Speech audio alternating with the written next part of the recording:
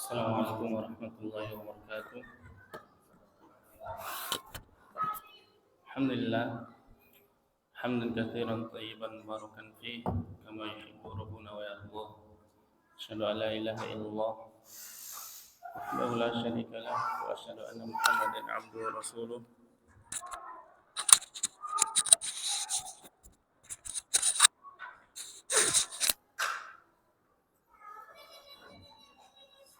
لا نبي ولا رسول بعده. Tapi ikhwan dan akhwat, bapak dan ibu yang mulia, kita melanjutkan pelajaran kita yang telah tertunda berapa lama.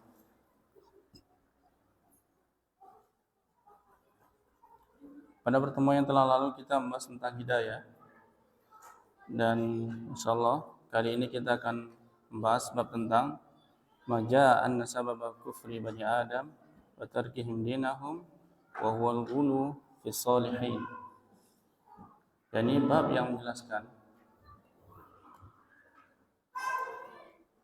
bahasanya sebab kekafiran anak Adam dan juga mereka meninggalkan agamanya itu karena mereka gulu pada orang-orang yang soleh. Yang menjelaskan tentang sebab kekufuran anak Adam dan mereka meninggalkan agamanya karena mereka gulu terhadap orang-orang soleh. Di sini Syekh Muhammad membawakan ayat pada Al-Quran, dari Al-Quran surat An-Nisa ayat 171. Bahasanya Allah Subhanahu wa taala berfirman, "Ya ahlal kitab la taghlu fi dinikum wa la taqulu 'ala Allahi illa al-haqq. Innamal masihu 'Isa ibn Maryam rasulullah wa kalimatuhu alqaha ila Maryam wa ruhun min. Fa aminu billahi wa rusulihi wa la taqulu thalatha. Intahu khairan lakum. Innamal Allahu ilahun wahid. Subhanahu an yakuna lahu walad. Lahu ma fis samawati wa ma fil ardh. Wa kafa billahi wakila." Pada ayat ini Allah Subhanahu wa taala menjelaskan bahasanya memanggil orang-orang ahli kitab. Siapa itu? Yahudi dan Nasrani, ya. Orang Yahudi dan Nasrani, yaitu agar mereka tidak ghulu. Apa itu ghulu? Berlebihan melampaui batas. Ini dalam memuji, mengagungkan tentunya, dalam perkataan dan juga keyakinan. Jangan engkau berlebihan ghulu dalam agama kalian. Wala taqulu 'ala Allahi illal haqq. Jangan kalian mengatakan atas Allah itu kecuali apa yang benar. Sesungguhnya Al-Masih, yakni Isa bin Maryam adalah Rasulullah dan kalimatnya diberikan kepada Maryam dan ruh dari Allah Subhanahu wa taala. Maka berimanlah pada Allah dan para rasul. Wala taqulu thalatha. Jangan mengatakan ada ilah yang tiga.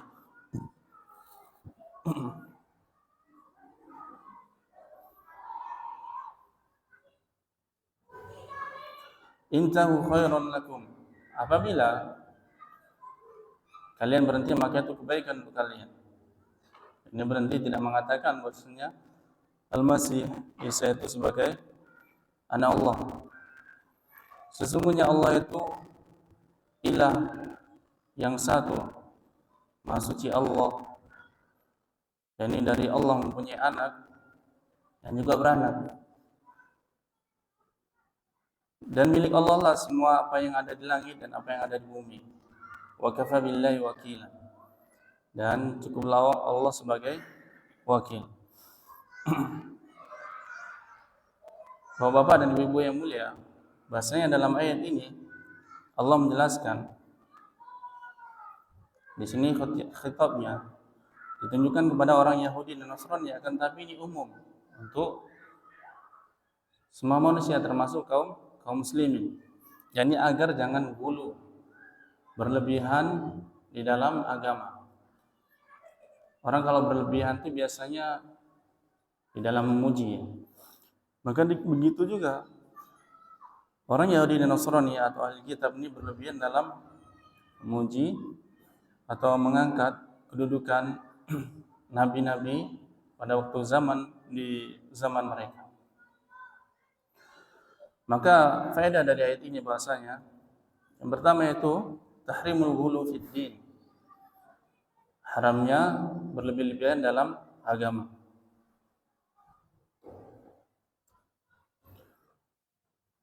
Ini ditunjukkan dalam ayat la taghlu fi dinikum. Jangan kalian berlebihan dalam agama kalian.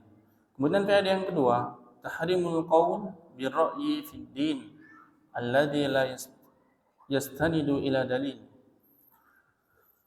Haramnya ini perkataan dengan pendapat sendiri, ya, dalam agama tanpa bersandar kepada dalil. Nah, makanya itu dari kita Bapak dan Ibu yang mulia, ketika kita beragama, beribadah, itu harus berlandaskan dalil semuanya, ya.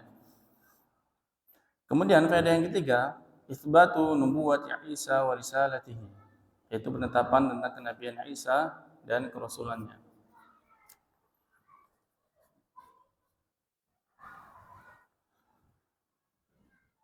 Faedah yang keempat, bahwasanya dalam ayat tersebut An-Nisa ayat ke-171 ini adalah bantahan kepada orang Yahudi dan Nasrani yang berlebih-lebihan kepada nabi mereka.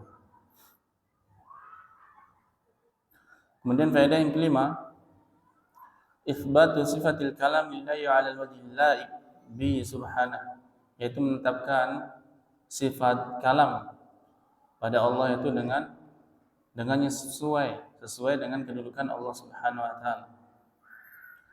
Dan faedah yang keenam, bahasanya tauhid semua itu adalah kebaikan. Semua tauhid itu adalah kebaikan. Kemudian penulis membawakan dalil lagi dari surat Nuh. Bahasanya Allah Subhanahu wa taala berfirman, "Wa qalu la tadharunna alihatakum wa la tadharunna waddan wa la suwa'an wa la yaghutha wa la ya'uqa wa nasrun. Wa qad adallu katsiran wa la tajidil zalimina illa dhalala." Maka mereka berkata, jangan kalian tinggalkan Tuhan-Tuhan kalian, dan juga jangan tinggalkan Wadan, jangan tinggalkan Suwa'an, dan juga Yaguth, dan juga Ya'uq, dan juga Nasron.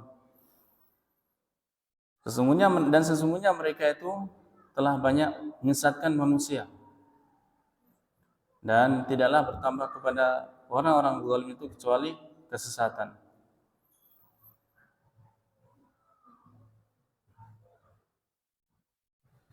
Wala tadharunna waddan wala suwa'an wala yaghutha wa ya'uq wa nasran.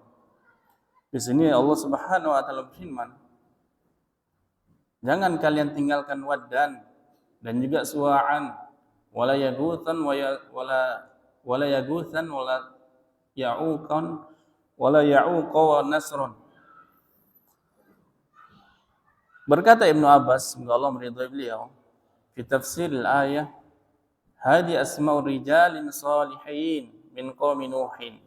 Falamma halaku auha syaitanu ila qaumihim an insibu ila majalisihim allati kanu yajlisuna fiha ansaban wa sammuha bi asma'ihim fafa'alu falam tu'bad hatta idza halaka ulaika wa nusikha al-ilmu ubidat.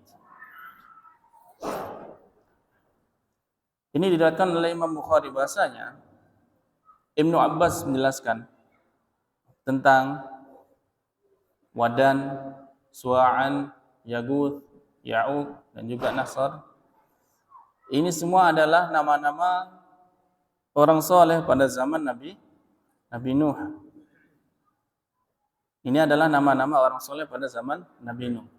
Akan tapi ketika mereka binasa atau meninggal,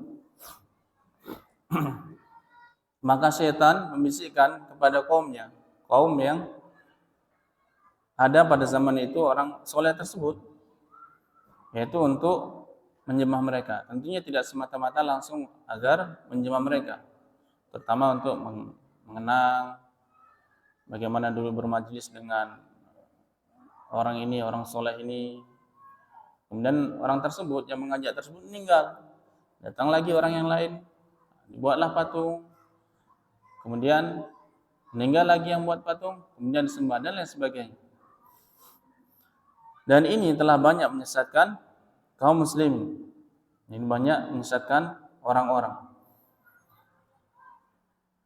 Dan kita perlu ketahui bahasanya Bapak-bapak dan Ibu-ibu yang mulia, ini kemusyrikan yang terjadi pada orang-orang terdahulu. Mereka menyembah patung-patung yang pada zaman itu patung tersebut adalah orang soleh. Akan tapi beda halnya dengan zaman kita sekarang. Yang terjadi dengan zaman kita sekarang kebalikannya. Menyembah orang yang paling fajir, ya, di antara mereka. Bahkan tidak sholat disembah. Dan ini sudah terjadi. Na'udzubillah min dzalik.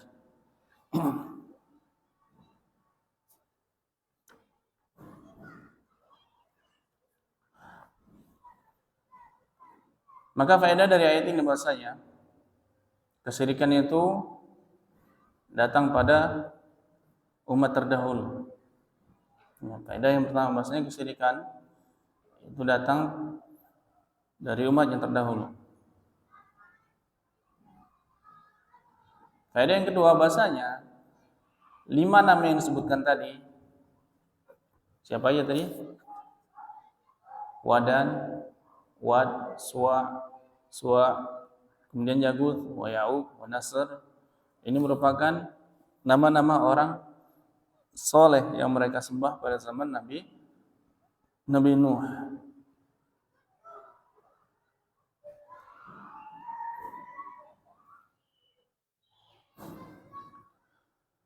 Kemudian penulis membawakan dalil dari hadis yang diriwayatkan oleh Imam Bukhari dan juga Imam Muslim.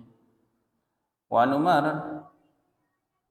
anna Rasulullah sallallahu alaihi wasallam qala la tatruni kama atratin nasara ibn Maryam.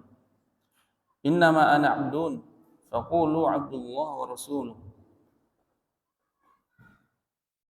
Hadis dari sahabat Umar, semoga Allah meridhai beliau, bahasanya Rasulullah sallallahu alaihi wasallam bersabda, la tatruni, jangan engkau memujiku. Memujiku secara berlebihan sebagaimana dilakukan oleh orang Nasrani kepada siapa? Isa bin Maryam. Sesungguhnya aku adalah seorang hamba. Maka katakanlah, kalian katakan Abdullah, yaitu hamba Allah, dan juga Rasul Allah, utusan Allah Subhanahu wa taala. La tatruni, ini adalah kita tidak boleh berlebihan dalam memuji seseorang.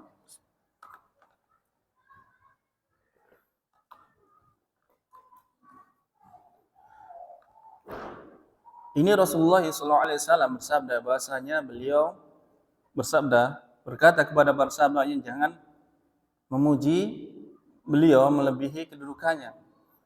Dan ini telah dilakukan oleh sahabat mereka beliau SAW. Ada yang dahulu belum tahu kan, ada yang sujud, kemudian ada yang menyambutnya secara berdiri dan lain sebagainya. Ini dilarang oleh Rasulullah SAW. Karena apa? Hal tersebut telah dilakukan oleh orang-orang Nasrani kepada Isa bin Maryam. Maka katakanlah, sesungguhnya aku adalah seorang hamba Allah, dan katakanlah bahasanya aku adalah Rasul Allah Subhanahu wa taala. Maksudnya seorang hamba dan juga seorang Rasul, kita tidak boleh berlebihan dalam memuji Rasul sallallahu alaihi wasallam di atas kedudukannya sebagai seorang nabi dan rasul. Ya, kita hanya mengangkat, memujinya sebagai seorang nabi dan rasul. Dan kita di sini nanti penulis akan menyebutkan faedah dari hadis ini, bahasanya kita harus mengikuti Rasulullah SAW.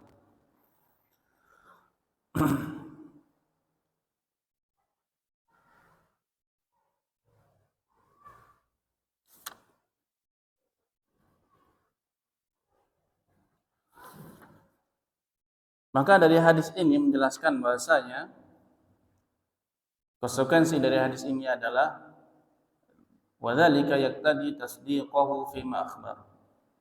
Ini berkonsekuensi kita harus meyakini semua khabar yang dibawa oleh Rasul sallallahu alaihi wasallam.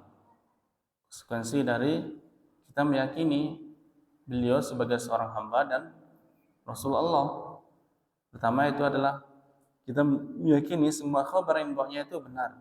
Kemudian yang kedua, menaati semua perintahnya. Menaati semua perintahnya. Kemudian yang ketiga, menjauhi wajitinabu manaha anhu wa zajar. Menjauhi semua apa yang dilarang. Yang ketiga, menjauhi semua yang dilarang. Kemudian yang keempat, wala yu'badallah illa bima syara', dan tidak menyembah Allah kecuali dengan apa yang telah disyariatkan oleh beliau sallallahu alaihi wasallam. Dan ini kita harus amalkan dalam kehidupan kita sehari-hari, bahasanya kita harus menerima semua khabar, membenarkan khabar yang dibawa oleh Rasulullah, menaati perintah Rasulullah, menjauhi semua yang dilarang, dan tidak beribadah kecuali dengan apa yang telah disyariatkan.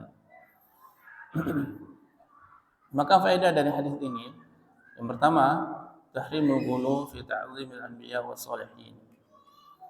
Kita tidak boleh atau haramnya ghulu atau berlebihan kepada para nabi dan juga orang-orang soleh. Kemudian faedah yang kedua, hifdzun Nabi sallallahu alaihi wasallam ala saddi dzara'i.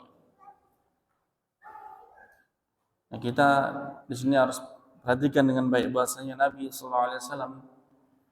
Faedah yang kedua ini, beliau sallallahu alaihi wasallam bersemangat atas umatnya, kepada umatnya, mencegah hal-hal yang menjadi kemungkinan terjatuh kepada perbuatan yang buruk. Di antaranya adalah kesyirikan. Itu apa maksudnya? Ya tadi, memuji secara berlebihan. Ini dilarang oleh Rasulullah sallallahu alaihi wasallam. Ini sebagai pencegahan beliau sallallahu alaihi wasallam. Ini banyak sekali hadis yang menjelaskan bahasanya beliau mencegah kemungkinan-kemungkinan yang bisa menyemuskan manusia, kaum muslimin, kepada perbuatan yang buruk atau kesyirikan. Kemudian faedah yang ketiga, itsbatu uluwin nasara fi Isa. Ya, ini tentang penetapan bahwasanya orang-orang Nasrani itu berlebihan kepada Nabi Isa.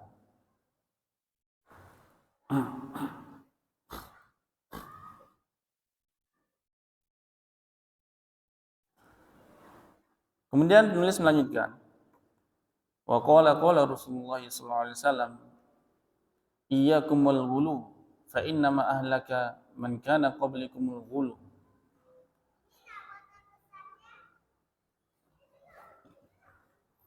Hadis diriwayatkan oleh Imam Nasa'i dan juga Imam Ibnu Majah dari sahabat Ibnu Abbas radhiyallahu anhuma, bahwa Nabi kita Nabi Muhammad sallallahu alaihi wasallam bersabda, berhati-hatilah kalian terhadap perbuatan ghulu, berlebih-lebihan.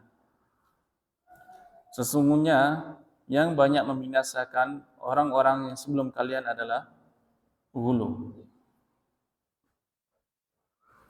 Hadis ini menjelaskan bahasanya kita diberikan peringatan oleh Nabi kita yang mulia sallallahu alaihi wasallam agar tidak ghulu, tidak berlebihan. Tentunya kepada siapa? Kepada orang soleh, kepada para nabi, agar kita tidak binasa sebagaimana orang-orang yang terdahulu. Orang-orang yang terdahulu. Karena yang banyak membinasakan orang-orang terdahulu adalah ghulu, berlebih-lebihan terhadap nabinya.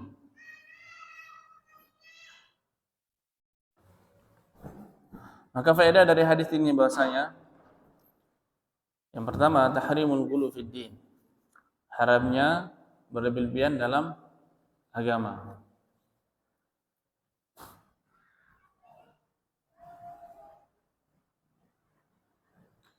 Kemudian faedah yang kedua, sesungguhnya ghulu atau berlebih-lebihan itu penyebab kebinasaan. Nah, maka kita harus perhatikan di sini. Kita tidak boleh berlebih-lebihan dalam segala sesuatu, bahkan ketika makan dan minum, tidur dan lain sebagainya, kita tidak boleh berlebihan. Semua hal di sini menunjukkan umum bahasanya kita tidak boleh berlebih-lebihan dengan segala sesuatu, ya. Jadi kita tidak boleh berlebih-lebihan dalam segala sesuatu.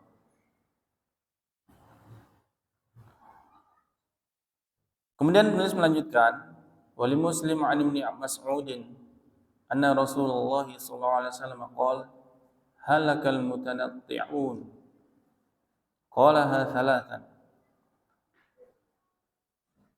Penulis membawakan hadis dari Imam Muslim dari sahabat Abdullah bin Mas'ud, sesungguhnya Rasul sallallahu alaihi wasallam bersabda, celakalah orang yang mutanatti'un, yaitu orang yang banyak berkata, perkataan yang tidak jelas tentunya, atau beramal, amalan yang tidak jelas tentunya. Ini diancam oleh Rasul sallallahu alaihi wasallam. Bahasanya orang-orang tersebut diancam kebinasaan. Rasulullah sallallahu alaihi wasallam di sini mengatakan hal tersebut 3 kali. Mengulang perkataan tersebut, halakal mutanatti'un 3 kali, menunjukkan hal yang disampaikan tersebut adalah penting, sangat penting. Sebagaimana contohnya seperti hadis wa qaulu zur wa syahadatu zur wa syahadatu zur. Beberapa kali beliau mengulang sampai seakan-akan sahabat berkata seandainya Rasulullah berhenti. Ini menunjukkan apa? Ketika Rasulullah mengulang-ulang suatu perkataan, perkataan tersebut menunjukkan sangat penting.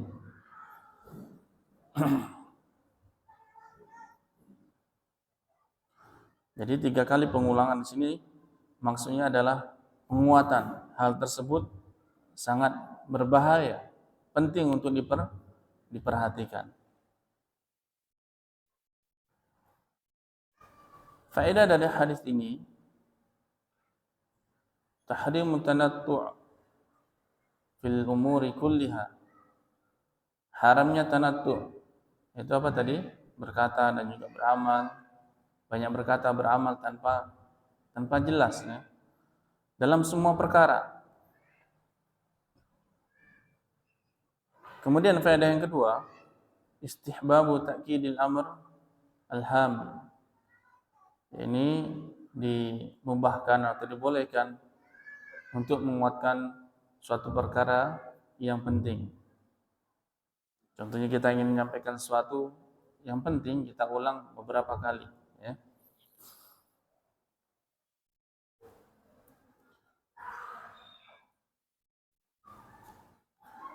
Kemudian faedah berikutnya, ketiga, samahatul Islam wa yusruhu. Ini kemuliaan agama Islam dan kemudahan agama Islam.